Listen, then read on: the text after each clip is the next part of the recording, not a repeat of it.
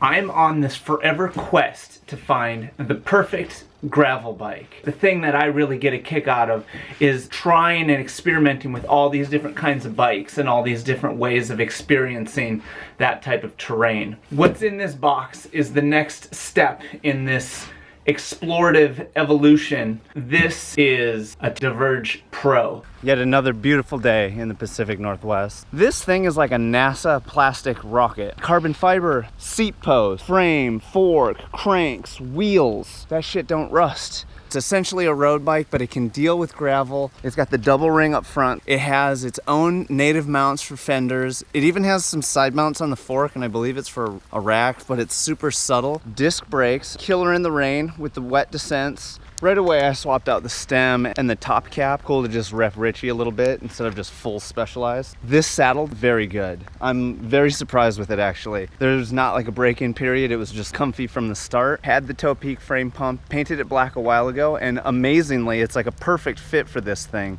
One thing I thought was kind of interesting with this, it came with this stock black bar tape, which is kind of cool. I kind of respect Specialized for not blasting Specialized tape all over it. But also, what if it had some Cadence tape in there, if anybody's listening? We got the Ritchie pedals on this, Roval wheels, that's like Specialized house brand. They're bomber as far as I can tell. I believe it's Ultegra shifters and Dura-Ace derailleurs, which is a baller sportif. The Specialized cranks are so fresh. The weird seat posts, so far so good. Tires, these are Roubaix Pro. They've got Griptron, of course. We all need a little bit more Griptron. An Endurance resistant core. I think our blender has that 5. So one thing that I do know about this Diverge, and I would say it's maybe the most limiting thing about it, is the tire size. I know that it can only get up to about a 35. By today's standards, in my opinion, is a little bit small actually. If this could clear a 40, it would be killer. Comment box. But the workaround on that is the 650B with the bigger tire.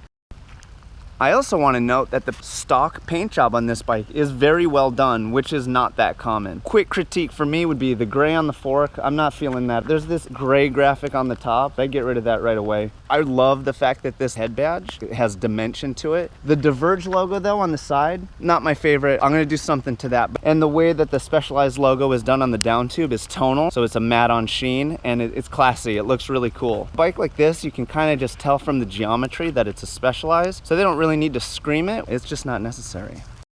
It would be a crusher of a commuter if you had a long commute. If you need to do distance, you got that. You could easily travel on this thing. Gravel rides, OMTM, no problem.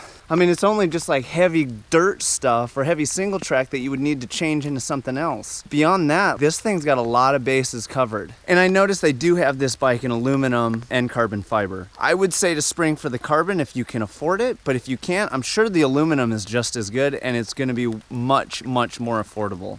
So a brand like Specialized, they're essentially the Nike of cycling. They get a lot of flack from people, a lot of people hate on them, and I understand big companies are never perfect and a lot of times their stuff is cheesy or weird. The flip side of that is they are the kings of innovation. They put a lot of resources and money into producing the razor's edge of innovation. How lucky are we to be able to just get one of these bikes at the top of the technological heap on a consumer level? There is prototyping and all that crap, which is way next level. For all the baggage and stuff, you can't mess with the results. And with that being said, there's still a lot of love and respect for handmade bikes. There's something that's in that a big company like Specialized can't produce. So they all kind of like find their place and fit into the whole thing in their own unique ways. And there's not necessarily one best or one worst. It's all just different shades of individuality.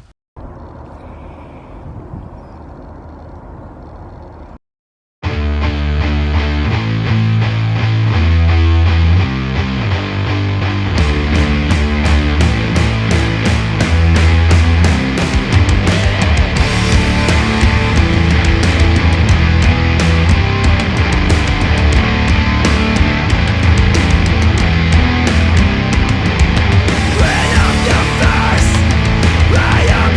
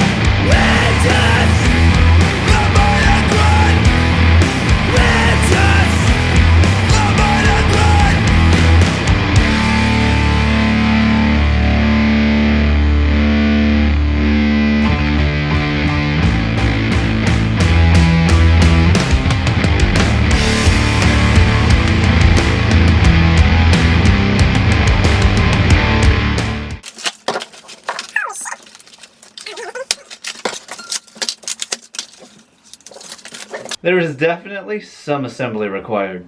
There is a shitload of instructions in this,